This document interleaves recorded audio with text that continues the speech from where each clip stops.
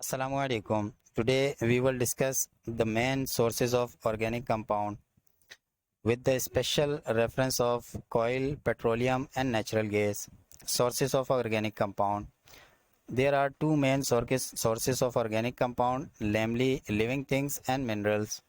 दो main sources ज़राए हैं हमारे पास ऑर्गेनिक कंपाउंड्स के, जिसमें नंबर वन लिविंग थिंग्स है जिसके अंदर प्लांट्स एनिमल्स वगैरह है, और दूसरा हमारे पास मिनरल्स हैं। फर्स्ट वन हमारे पास कोयल।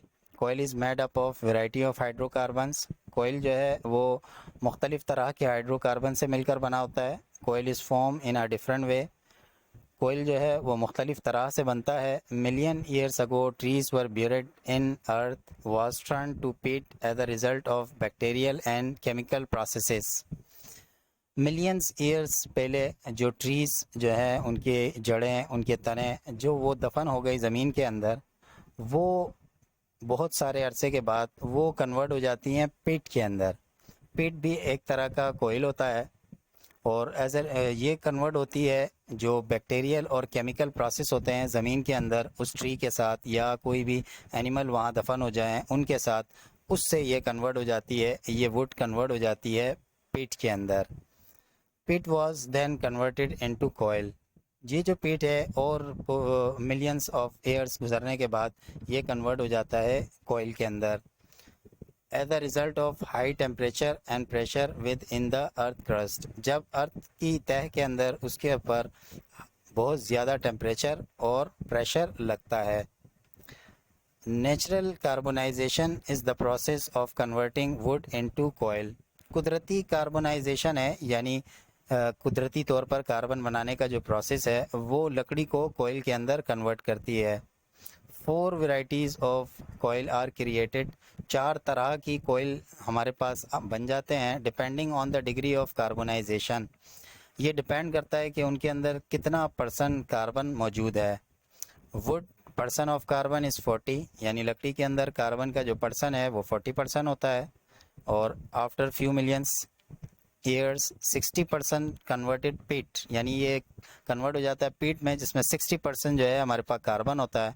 और फिर आफ्टर मिलियंस ईयर्स, कुछ मिलियंस ईयर्स के बाद ये लिग्नाइट में कन्वर्ट होता है जिसके अंदर 70% होता है कार्बन। और इसी तरह फिर एंथ्रासाइट के अंदर कन्वर्ट हो जाता है और उसके अंदर 90% कोयल मौजूद होता है, यानी कार्बन मौजूद होता है।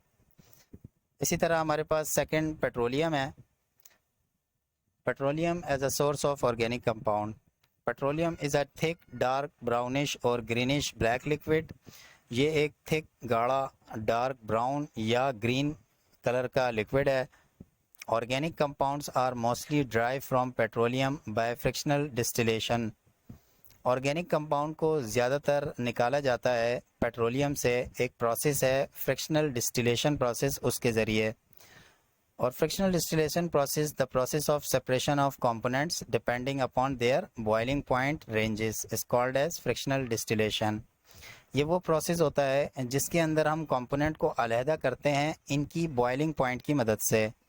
यानी हम गर्म करते हैं तो जिसका बॉइलिंग पॉइंट कम होता है वो सबसे पहले निकल जाता है, उसके बाद दूसरा, उसके बाद तीसरा, इस तरह। Each friction contain single chemical compound. हर फ्रैक्शन या जूस निकलता है वो एक सिंगल केमिकल कंपाउंड होता है, रेदर देन मल्टीपल कंपोनेंट्स। मतलब मल्टीपल कंपोनेंट्स की जगह वो एक सिंपल कंपाउंड होता है। ये एक फ्रिक्शनल डिस्टिलेशन टावर है और इसके अंदर से हम पेट्रोलियम की फ्रिक्शनल डिस्टिलेशन करते हैं। तो आप देखें मुख्तलिफ़ टेम्परेचर के ऊपर हमारे पास मुख्तलिफ़ फ्रिक्शंस हासिल होते हैं।